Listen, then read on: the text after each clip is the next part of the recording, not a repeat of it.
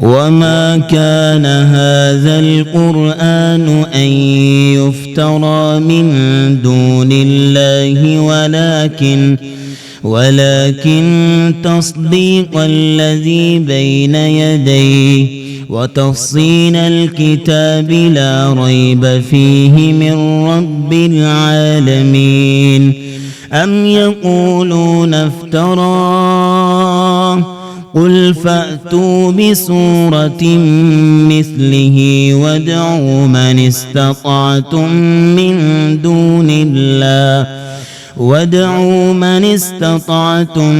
من دون الله إن كنتم صادقين. بل كذبوا بما لم يحيطوا بعلمه ولما يأتهم تأويله فانظر كيف كان عاقبة الظالمين. ومنهم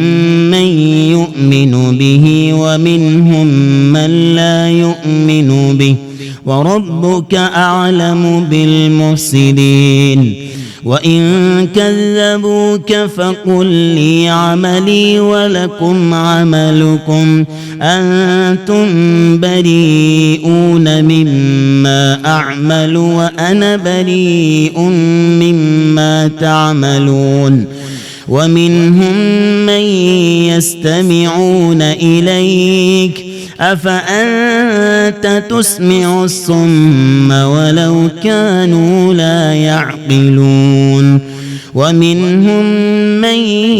ينظر إليك أفأنت تهدي العمي ولو كانوا لا يبصرون.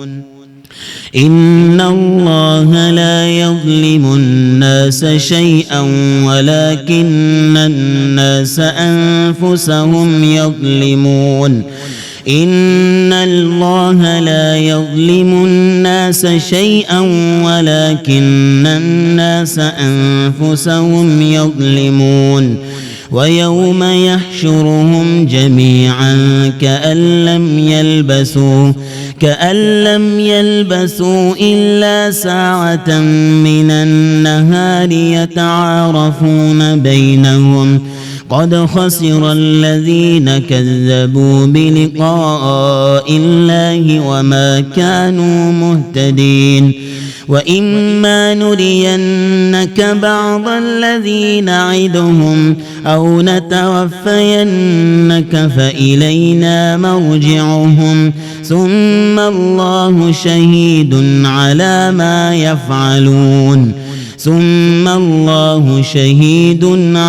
ما يعملون. ولكل أمة رسول فإذا جاء رسولهم قضي بينهم بالقسط وهم لا يظلمون. ويقولون متى هذا الوعد إن كنتم صادقين. قل لا أملك لنفسي ضرا ولا نفعا إلا ما شاء الله. لكل أمة أجل إذا جاء أجلهم فلا يستأخرون ساعة ولا يستقدمون. قل أرأيتم إن أتاكم عذابه بياتا أو نهارا ماذا يستعجل منه المجرمون. أثم إذا ما وقع آمنتم به الآن وقد كنتم به تستعجلون. ثم قيل للذين ظلموا ذوقوا عذاب الخلد هل تجزون إلا بما كنتم تكسبون. ويستنبئونك أحق هو قل إي وربي إنه لحق وما أنتم بمعجزين. ولو أن لكل نفس ظلمت ما في الأرض لافتدت به وأسروا الندامة لما رأوا العذاب وقضي بينهم بالقسط وهم لا يظلمون ألا إن لله ما في السماوات والأرض ألا إن وعد الله حق ولكن أكثرهم لا يعلمون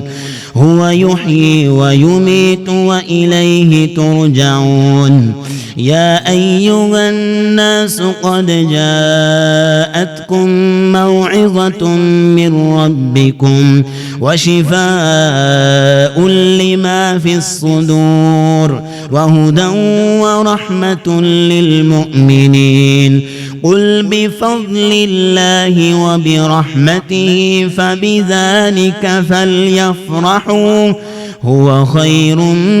مما يجمعون قل أرأيتم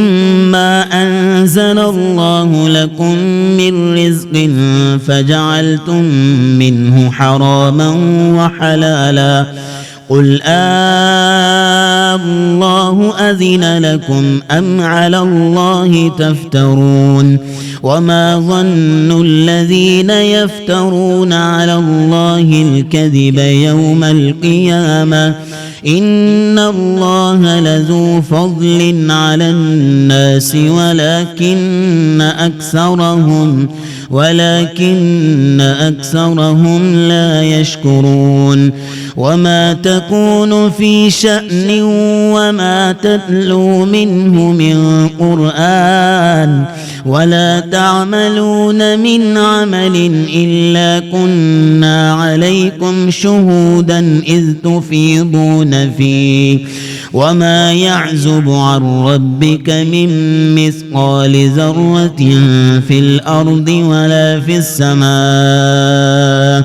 ولا أصغر من ذلك ولا أكبر إلا في كتاب مبين ألا إن أولياء الله لا خوف عليهم ولا هم يحزنون الذين آمنوا وكانوا يتقون لهم البشرى في الحياة الدنيا وفي الآخرة لا تبديل لكلمات الله ذلك هو الفوز العظيم ولا يحزنك قولهم إن العزة لله جميعا هو السميع العليم ألا إن لله من في السماوات ومن في الأرض وما يتبع الذين يدعون من دون الله شركاء إن يتبعون إلا الظن وإن هم إلا يخرصون هو الذي جعل لكم الليل لتسكنوا فيه والنهار مبصرا إن في ذلك لآيات لقوم يسمعون قالوا اتخذ الله ولدا سبحانه هو الغني له ما في السماوات وما في الأرض إن عندكم من سلطان بهذا أتقولون على الله ما لا تعلمون قل إن الذين يفترون على الله الكذب لا يفلحون متاع في الدنيا ثم إلينا مرجعهم ثم نذيقهم العذاب الشديد بما كانوا يكفرون واتل عليهم نبأ نوح إذ قال لقومه يا قوم إن كان كبر عليكم مقامي وتذكيري بآيات الله فعلى الله توكلت فأجمعوا أمركم وشركاءكم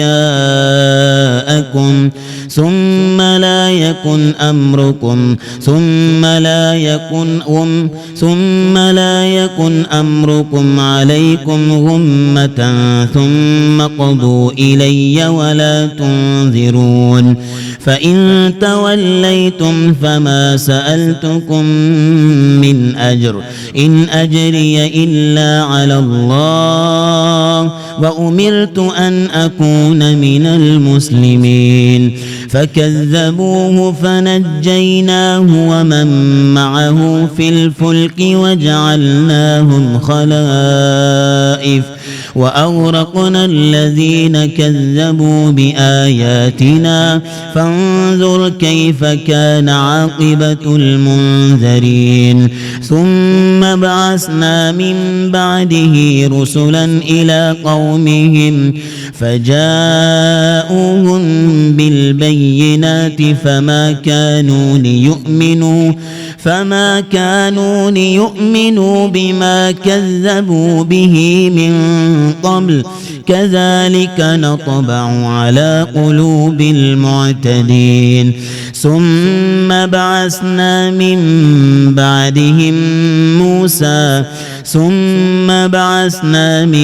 بعدهم موسى وهارون إلى فرعون وملئه بآياتنا فاستكبروا وكانوا قوما مجرمين فلما جاءهم الحق من عندنا قالوا إن هذا لسحر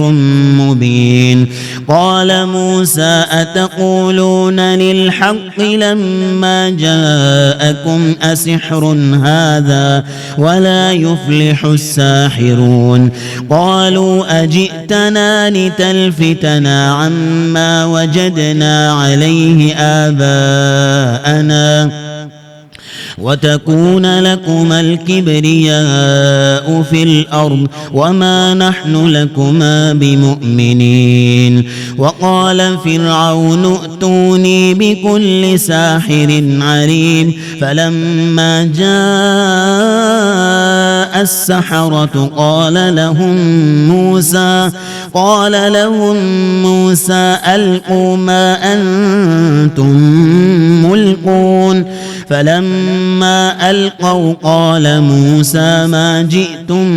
به السحر إن الله سيبطل إن الله لا يصلح عمل المفسدين ويحق الله الحق بكلماته ولو كره المجرمون فما آمن لموسى إلا ذرية من قومه على خوف من فرعون وملئهم أن يفتنهم وإن فرعون لعال في الأرض وإنه لمن المسرفين وقال موسى يا قوم إن كنتم آمنتم بالله فعليه توكلوا إن كنتم مسلمين فقالوا على الله توكلنا ربنا لا تجعلنا فتنة للقوم الظالمين ونجنا برحمتك من القوم الكافرين وأوحينا إلى موسى وأخيه أن تبوأ لقومكما بمصر بيوتا واجعلوا بيوتكم قبلة وأقيموا الصلاة وبشر المؤمنين وقال موسى ربنا إنك آتيت فرعون وملأه زينة فرعون وملأه زينة وأموالا في الحياة الدنيا ربنا ليضلوا عن سبيلك ربنا اطمس على أموالهم واشدد على قلوبهم فلا يؤمنوا حتى يروا العذاب الأليم قال قد أجيبت دعوتكما فاستقيما ولا تتبعان سبيل الذين لا يعلمون وجاوزنا ببني إسرائيل البحر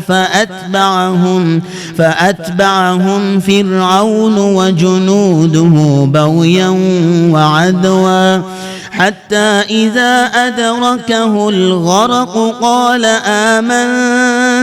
قال آمنت أنه لا إله إلا الذي آمنت به بنو إسرائيل وأنا من المسلمين الآن وقد عصيت قبل وكنت من المفسدين فاليوم ننجيك ببدنك لتكون لمن خلفك آية وإن كثيرا من الناس عن آياتنا لغافلون ولقد بوأنا بني إسرائيل مبوأ صدق ورزقناهم من الطيبات فما اختلفوا حتى جاءهم العلم إن ربك يقضي بينهم يوم القيامة فيما كانوا فيه يختلفون فإن كنت في شك مما أنزلنا إليك فاسأل الذين يقرؤون الكتاب من قبلك لقد جاءك الحق من ربك فلا تكونن من الممترين ولا تكونن من الذين كذبوا بآيات الله فتكون من الخاسرين إن الذين حقت عليهم كلمة ربك لا يؤمنون ولو جاءتهم كل آية حتى يروا العذاب الأليم فلولا كانت قرية آمنت فنفعها إيمانها إلا قوم يونس لما آمنوا كشفنا عنهم عذاب الخزي في الحياة الدنيا ومتعناهم إلى حين ولو شاء ربك لآمن من في الأرض كلهم جميعا أفأنت تكره الناس حتى يكونوا مؤمنين وما كان لنفس أن تموت إلا بإذن الله وما كان لنفس أن تؤمن إلا بإذن الله ويجعل الرجس على الذين لا يعقلون قل انظروا ماذا في السماوات والأرض وما تغني الآيات والنذر عن قوم لا يؤمنون فهل ينتظرون إلا مثل أيام الذين خلوا من قبلهم قل فانتظروا إني معكم من المنتظرين ثم ننجي رسلنا والذين آمنوا كذلك حقا علينا ننجي المؤمنين قل يا أيها الناس إن كنتم في شك من ديني فلا أعبد الذين تعبدون من دون الله ولكن أعبد الله الذي يتوفاكم وأمرت أن أكون من المؤمنين وأن أقم وجهك للدين حنيفا ولا تكونن من المشركين ولا تدع من دون الله ما لا ينفعك ولا يضرك فإن فعلت فإنك إذا من الظالمين وإن يمسسك الله بضر فلا كاشف له إلا هو وإن يردك بخير فلا راد لفضله يصيب به من يشاء وهو الغفور الرحيم يصيب به من يشاء من عباده وهو الغفور الرحيم قل يا أيها الناس قد جاءكم الحق من ربكم فمن اهتدى فإنما يهتدي لنفسه ومن ضل فإنما يضل عليها وما أنا عليكم بوكيل واتبع ما يوحى إليك واصبر حتى يحكم الله وهو خير الحاكمين بسم الله الرحمن الرحيم ألف لام را كتاب أحكمت آياته ثم فصلت من لدن حكيم خبير ألا تعبدوا إلا الله إنني لكم منه نذير وبشير وأن استغفروا ربكم ثم توبوا إليه يمتعكم متاعا حسنا إلى أجل مسمى ويؤت كل ذي فضل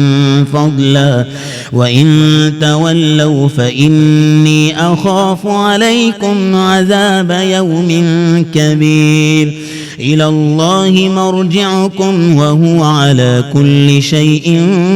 قدير ألا إنهم يثنون صدورهم ليستخفوا منه ألا حين يستغشون ثيابهم يعلم ما يسرون وما يعلنون إنه عليم بذات الصدور وما من دابة في الأرض إلا على الله رزقها ويعلم مستقرها ومستودعها كل في كتاب مبين وهو الذي خلق السماوات والأرض في 6 أيام وكان عرشه على الماء ليبلوكم أيكم أحسن عملا ولئن قلت إنكم مبعوثون من بعد الموت ليقولن الذين كفروا إن هذا إلا سحر مبين ولئن أخرنا عنهم العذاب إلى أمة معدودة ليقولن ما يحبس ألا يوم يأتيهم ليس مصروفا عنهم وحاق بهم ما كانوا به يستهزئون ولئن أذقنا الإنسان منا رحمة ثم نزعناها منه إنه ليئوس كفور ولئن أذقناه نعماء بعد ضراء مسته ليقولن ذهب السيئات عني إنه لفرح فخور إلا الذين صبروا وعملوا الصالحات أولئك لهم مغفرة وأجر كبير فلعلك تارك بعض ما يوحى إليك وضائق به صدرك أن يقولوا لولا أنزل عليه كنز أو جاء معه ملك إنما أنت نذير والله على كل شيء وكيل أم يقولون افتراه قل فأتوا بعشر سور مثله مفتريات وادعوا من استطعتم من دون الله إن كنتم صادقين فإن لم يستجيبوا لكم فاعلموا أنما أنزل بعلم الله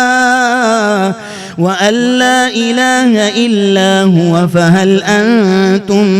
مسلمون من كان يريد الحياة الدنيا وزينتها نوفي إليهم أعمالهم فيها وهم فيها لا يبخسون أولئك الذين ليس لهم في الآخرة إلا النار وحبط ما صنعوا فيها وباطل ما كانوا يعملون أفمن كان على بينة من ربه ويتلوه شاهد منه ومن قبله كتاب موسى إماما ورحمة أولئك يؤمنون به ومن يكفر به من الأحزاب فالنار موعده فلا تق في مرية منه إنه الحق من ربك ولكن أكثر الناس لا يؤمنون ومن أظلم ممن افترى على الله كذبا أولئك يعرضون على ربهم ويقول الأشهاد هؤلاء الذين كذبوا على ربهم ألا لعنة الله على الظالمين الذين يصدون عن سبيل الله ويبغونها عوجا وهم بالآخرة هم كافرون أولئك لم يكونوا معجزين في الأرض وما كان لهم من دون الله من أولياء يضاعف لهم العذاب ما كانوا يستطيعون السمع وما كانوا يبصرون أولئك الذين خسروا أنفسهم وضل عنهم ما كانوا يفترون لا جرم أنهم في الآخرة هم الأخسرون إن الذين آمنوا وعملوا الصالحات وأخبتوا إلى ربهم أولئك أصحاب الجنة هم فيها خالدون مثل الفريقين كالأعمى والأصم والبصير والسميع هل يستويان مثلا أفلا تذكرون ولقد أرسلنا نوحا إلى قومه إني لكم نذير مبين ألا تعبدوا إلا الله إني أخاف عليكم عذاب يوم أليم فقال الملأ الذين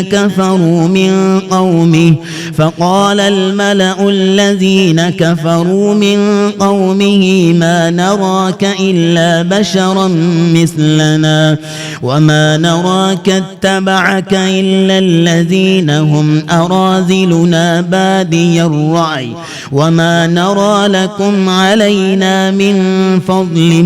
بل نظنكم كاذبين. قال يا قوم أرأيتم إن كنت على بينة من ربي وآتاني رحمة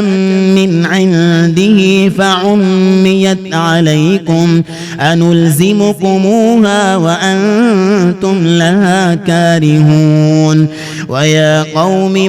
ويا قوم لا أسألكم عليه مالا إن أجري إلا على الله وما أنا بطارد الذين آمنوا إنهم ملاقو ربهم ولكني أراكم قوما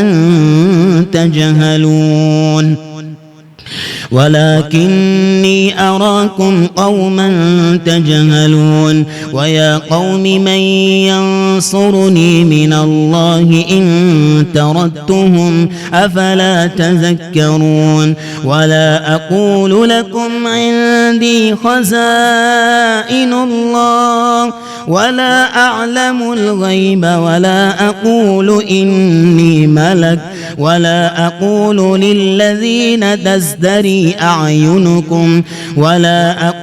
للذين تزدري أعينكم لن يؤتيهم الله خيرا الله أعلم بما في أنفسهم إني إذا لمن الظالمين. قالوا يا نوح قد جادلتنا فأكثرت جدالنا فأتنا بما تعدنا إن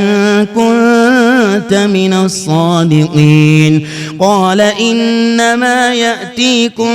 به الله إن شاء وما أنتم بمعجزين ولا ينفعكم نصحي إن أردت أن أنصح لكم إن كان الله يريد أن يغويكم هو ربكم وإليه ترجعون. أم يقولون افتراه قل إن افتريته فعلي إجرامي وأنا بريء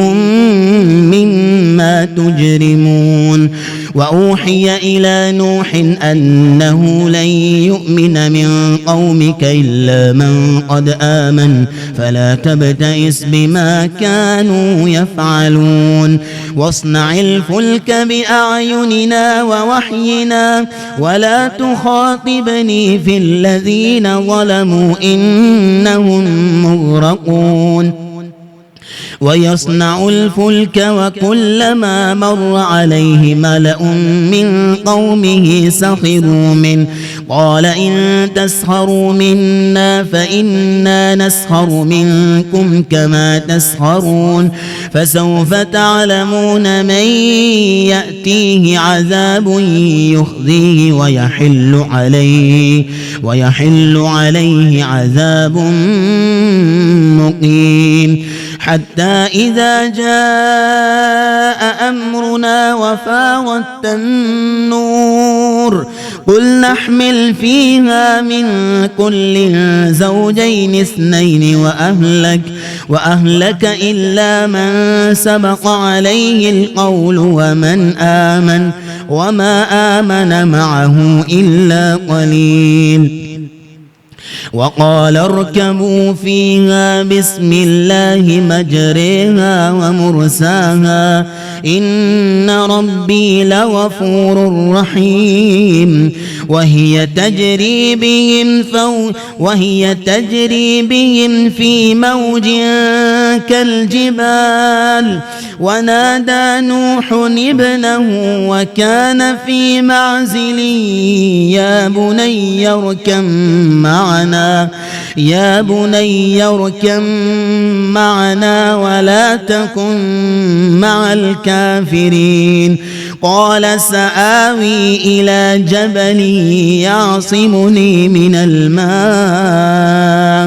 قال لا عاصم اليوم من أمر الله إلا من رحم وحال بينهما الموج فكان من المغرقين وقيل يا أرض ابلعي ماءك ويا سماء أقلعي وغيض الماء وقضي الأمر واستوت على الجودي وقيل بعدا للقوم الظالمين ونادى نوح ربه فقال رب إن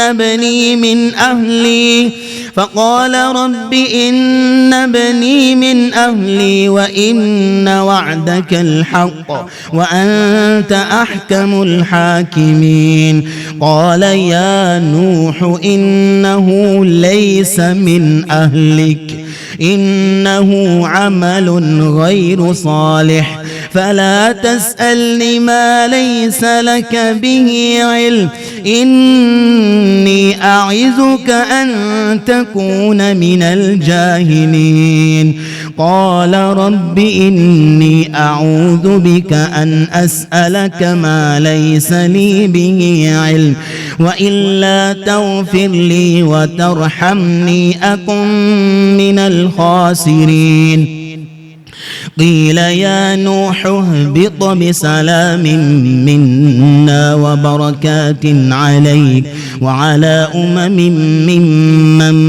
معك وأمم سنمتعهم ثم يمسهم منا عذاب أليم تلك من أنباء الغيب نوحيها إليك ما كنت تعلمها أنت ولا قومك من قبل هذا فاصبر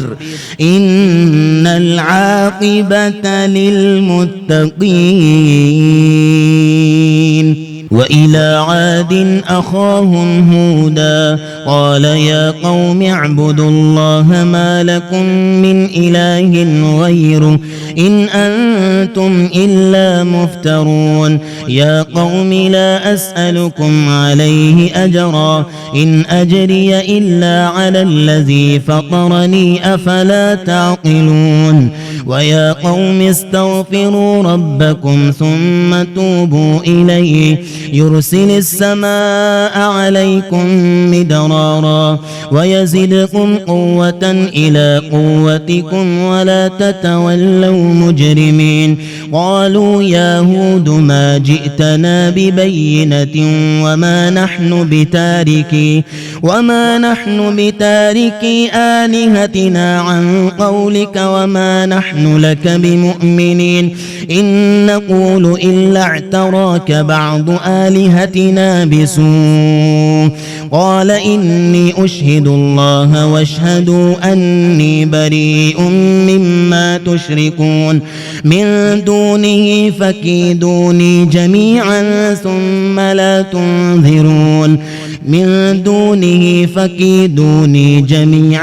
ثم لا تنظرون إني توكلت على الله ربي وربكم ما من دابة إلا هو آخذ بناصيتها إن ربي على صراط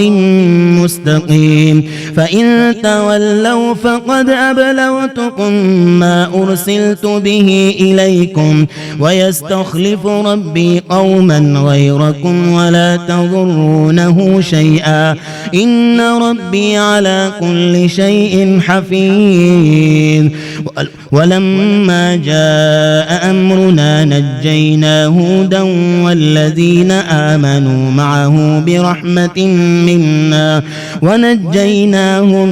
من عذاب غليظ وتلك عاد جحدوا بآيات ربهم وعصوا رسله واتبعوا أمر كل جبار عنيد وأتبعوا في هذه الدنيا لعنة ويوم القيامة ألا إن عادا كفروا ربهم ألا بعدا لعاد قوم هود وإلى ثمود أخاهم صالحا قال يا قوم اعبدوا الله ما لكم من إله غيره هو أنشأكم من الأرض واستعمركم فيها فاستغفروه ثم توبوا إليه إن ربي قريب مجيب قالوا يا صالح قد كنت فينا مرجوا قبل هذا أتنهانا أن نعبد ما يعبد آباؤنا أو أن نفعل فيه آباؤنا وإننا لفي شك مما تدعونا إليه مريب قال يا قوم أرأيتم إن كنت على بينة من ربي وآتاني منه رحمة فمن ينصرني من الله إن عصيته فما تزيدونني غير تخسير ويا قوم هذه ناقة الله لكم آية فذروها تأكل في أرض الله ولا تمسوها بسوء فيأخذكم عذاب قريب فعقروها فقال تمتعوا في داركم 3 أيام ذلك وعد غير مكذوب فلما جاء أمرنا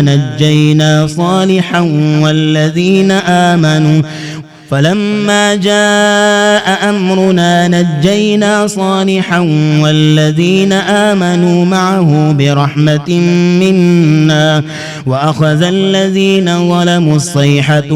وأخذ الذين ظلموا الصيحة فأصبحوا في ديارهم جاثمين كأن لم يغنوا فيها ألا إن ثمود كفروا ربهم ألا بعدا لثمود ولقد جاءت رسلنا إبراهيم بالبشرى قالوا سلاما قال سلام فما لبث أن جاء بعجل حنيذ فلما رأى أيديهم لا تصل إليه نكرهم وأوجس منهم خيفة قالوا لا تخف إنا أرسلنا إلى قوم لوط وامرأته قائمة فضحكت فبشرناها بإسحاق ومن وراء إسحاق يعقوب قالت يا ويلتى أألد وأنا عجوز وهذا بعلي شيخا إن هذا لشيء عجيب قالوا أتعجبين من أمر الله رحمة الله وبركاته عليكم أهل البيت إنه حميد مجيد فلما ذهب عن إبراهيم الروع وجاءته البشرى يجادلنا في قوم لوط إن إبراهيم لحليم أواه منيب يا إبراهيم أعرض عن هذا إنه قد جاء أمر ربك وإنه آتيهم عذاب غير مردود ولما جاءت رسلنا لوطا سيء بهم وضاق بهم ذرعا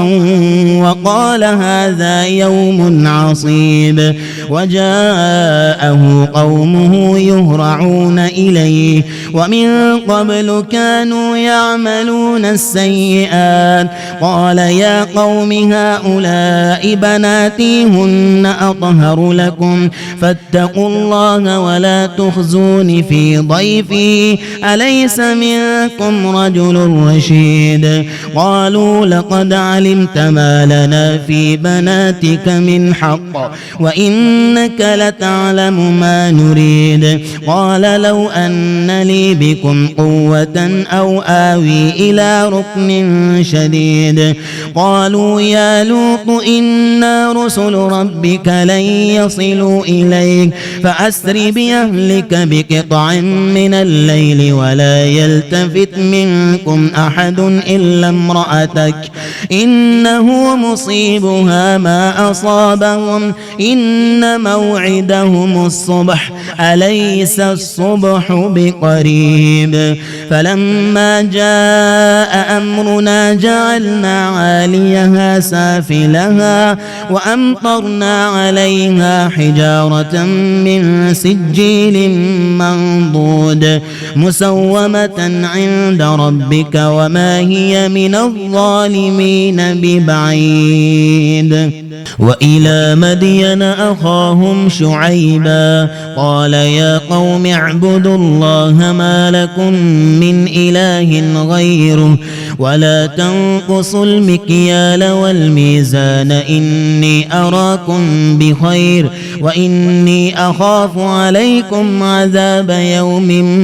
محيط ويا قوم أوفوا المكيال والميزان بالقسط ولا تبخسوا الناس أشياءهم ولا تعثوا في الأرض مفسدين بقية الله خير لكم إن كنتم مؤمنين وما أنا عليكم بحفيظ قالوا يا شعيب أصلاتك تأمرك أن نترك ما يعبد آباؤنا أو أن نفعل في أموالنا ما نشاء إنك لأنت الحليم الرشيد قال يا قوم أرأيتم إن كنت على بينة من ربي ورزقني منه رزقا حسنا وما أريد أن أخالفكم إلى ما أنهاكم عنه إن أريد إلا الإصلاح ما استطعت وما توفيقي إلا بالله عليه توكلت وإليه أنيب ويا قوم لا يجرمنكم شقاقي أن يصيبكم مثل ما أصاب قوم نوح أو قوم هود أو قوم صالح وما قوم لوط منكم ببعيد واستغفروا ربكم ثم توبوا إليه إن ربي رحيم ودود قالوا يا شعيب ما نفقه كثيرا مما تقول وإنا لنراك فينا ضعيفا ولولا رهطك لرجمناك وما أنت علينا بعزيز قال يا قوم أرهطي أعز عليكم من الله واتخذتموه وراءكم ظهريا إن ربي بما تعملون محيط ويا قوم اعملوا على مكانتكم إني عامل سوف تعلمون من يأتيه عذاب يخزيه ومن هو كاذب وارتقبوا إني معكم رقيب ولما جاء أمرنا نجينا شعيبا والذين آمنوا معه برحمة منا وأخذت الذين ظلموا الصيحة فأصبحوا في ديارهم جاثمين كأن لم يغنوا فيها ألا بعدا لمدين كما بعدت ثمود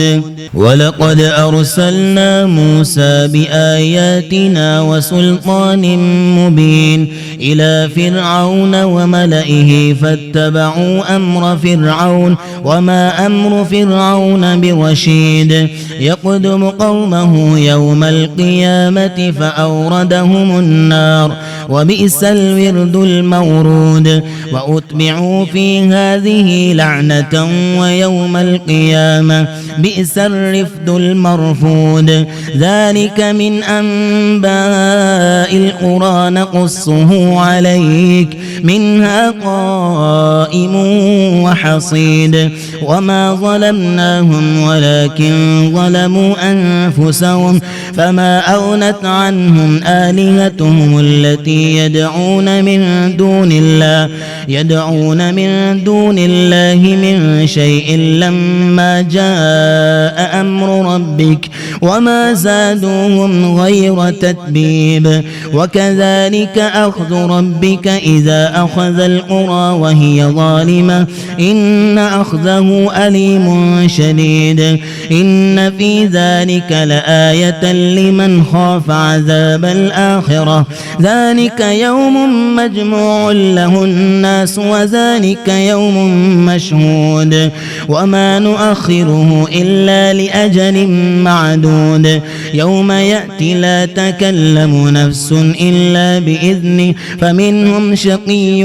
وسعيد فأما الذين شقوا ففي النار لهم فيها زفير وشهيق خالدين فيها ما دامت السماوات والأرض إلا ما شاء ربك إن ربك فعال لما يريد وأما الذين سعدوا ففي الجنة خالدين فيها ما دامت السماوات والأرض إلا ما شاء ربك عطاء غير مجذوذ فلا تك في مرية مما يعبد هؤلاء ما يعبدون إلا كما يعبد آباؤهم من قبل وإنا لموفوهم نصيبهم غير منقوص ولقد آتينا موسى الكتاب فاختلف فيه ولولا كلمة سبقت من ربك لقضي بينهم وإنهم لفي شك منه مريب وإن كلا لما ليوفينهم ربك أعمالهم إنه بما يعملون خبير فاستقم كما أمرت ومن تاب معك ولا تطغوا إنه بما تعملون بصير ولا تركنوا إلى الذين ظلموا فتمسكم النار وما لكم من دون الله من أولياء ثم لا تنصرون وأقم الصلاة طرفي النهار وزلفا من الليل إن الحسنات يذهبن السيئات ذلك ذكرى للذاكرين واصبر فإن الله لا يضيع أجر المحسنين فلولا كان من القرون من قبلكم أولو بقية ينهون عن الفساد في الأرض إلا قليلا